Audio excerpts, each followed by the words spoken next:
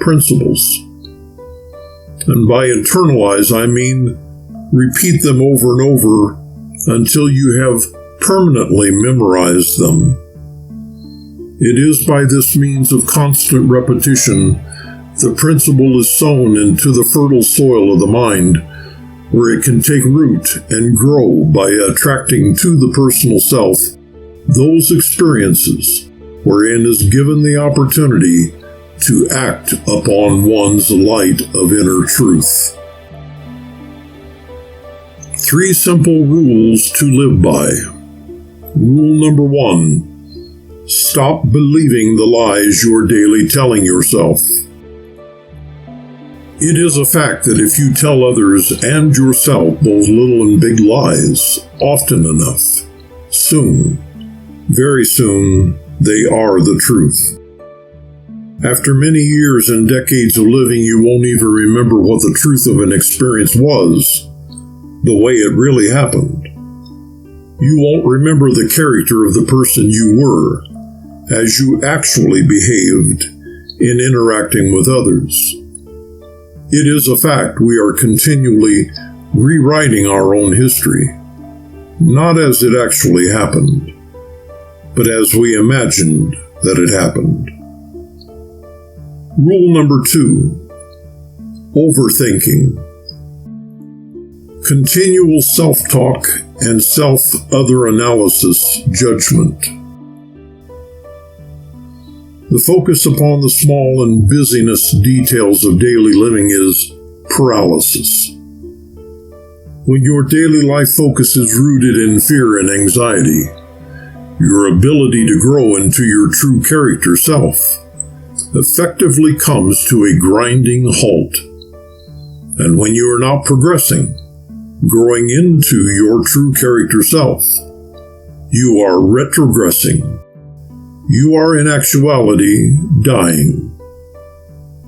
In order to break free from the focus on the busyness preoccupation with the 101 little details of daily routine existence, you must repeatedly make the effort to break free from overthinking, continual self-talk, and self-other analysis and judgment. Rule number 3. Act on your inner light of truth. When you see within your mind's eye focus a glimpse of the true character self imprisoned within your belief system and crying out to be set free, do not wait. Act immediately upon this inner light, revealing the true character personality you desire to grow into and reveal to the world. This is the true meaning of becoming the change you desire to see take place in the world around you. Your body is an extension of your mind. Whatever thoughts and ideas you hold in your mind's eye focus, you are giving energy to, you are feeding. And whatever ideas and thoughts you are feeding, giving energy to, begin immediately to manifest in the material body, which is the expression of mind, the manifestation of mind. The true source of all so-called disease.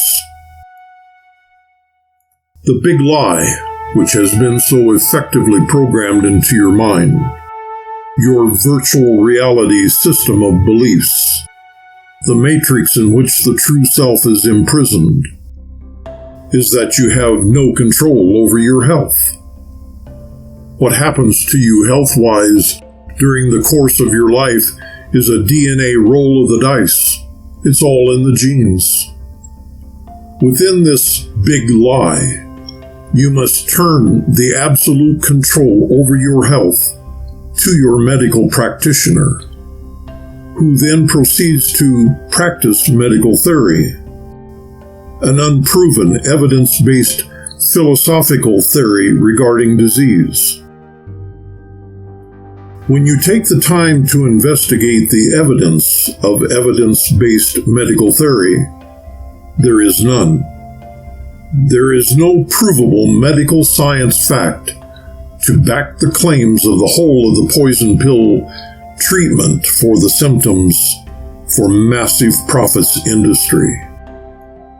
The truth, based not only on my own experiences of the last 4 decades of eating a whole food, plant-based nutrition lifestyle, but including the experiences of cellular healing and rejuvenation of almost countless others, especially the testimonies of former medical practitioners who converted their entire practice to counseling their customers, patients, on how to switch to a whole food, plant-based nutritional intake daily regimen.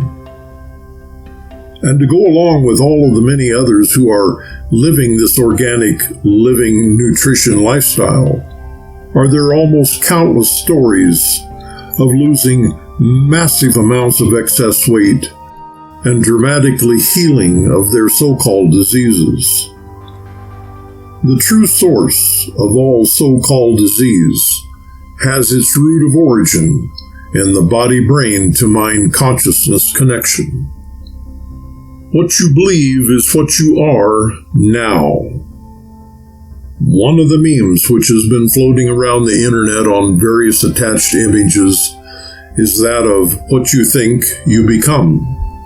And while this is a truism, I declare to you that what you are ever momentarily thinking, you are now. If you believe that you are ill, the root origin of illness is already being transferred from the mental concept of illness, the fear of getting sick, being ill, or having a disease, into the body. The body-brain to mind consciousness connection has already begun releasing the neurochemical transmitters, norepinephrine, into the neural network, which extends to every part of the biosuit with the message to be afraid and manifest sickness, illness, and disease. The 76 plus trillion cells that compose the biosuit in reality are little living mechanical bots, which process the neurochemical messages you are sending to them. They have no other choice but to comply with your will, your orders to them.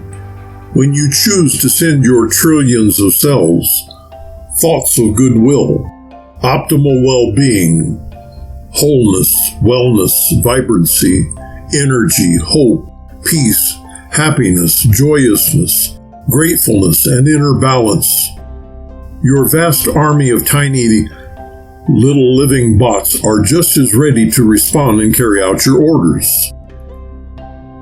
Either way, negative or positive orders, you are the controller of your own moment-by-moment and day-by-day destiny. This statement touches upon another one of the many principles of high mortal philosophy by which I choose to live my life. The destiny of eternity is determined by the achievements of the day-by-day living. The acts of today are the destiny of tomorrow. The principle of cellular healing and rejuvenation. Before I bring this founder's message to a close, I want to share with you the principle which has been the guiding light on my path to health excellence since 1982. During that year, I came into contact with a master herbalist who shared with me his philosophy for attaining to and experiencing a life free of all sickness, illness, and disease. The principle of excellent health which he shared with me goes like this. Whenever you take food into your stomach in a form which requires a greater energy expenditure than the net gain of energy released from the digested food, you are starving the cells of your body and brain. Inversely, when you take food into your stomach in a form which requires less energy expenditure than the net gain of energy released from the digested food, you are flooding your body with plentiful nutrients in chemical form which your cells can readily use for repair, healing, and rejuvenation. If all of my fellow beings understood this sensible and simple principle of cellular repair, healing, and rejuvenation, medicine, as it is practiced in theory, would disappear. Reading and listening to these concepts I have shared with you in this Founder's Message is not equivalent to knowing how to act upon these living truths, which I have shared from my own life path progression and experience. You simply must hear them again and again until you have fully memorized, fully internalized them, until these concepts become a living part of you, are based on and in the reality of living a life free of all sickness, illness, and disease for the last 37 years and counting. Final thoughts. In closing, I would share with you a recent story, one of a growing number, in which I had a conversation with a man who is in poor health at 83 years of age. Well, that is to be expected, might be the typical reaction. And this is exactly Rich's reaction whenever I try to have a weekly conversation with him about his allowing for the possibility of a different perception of his health and what is possible at 83.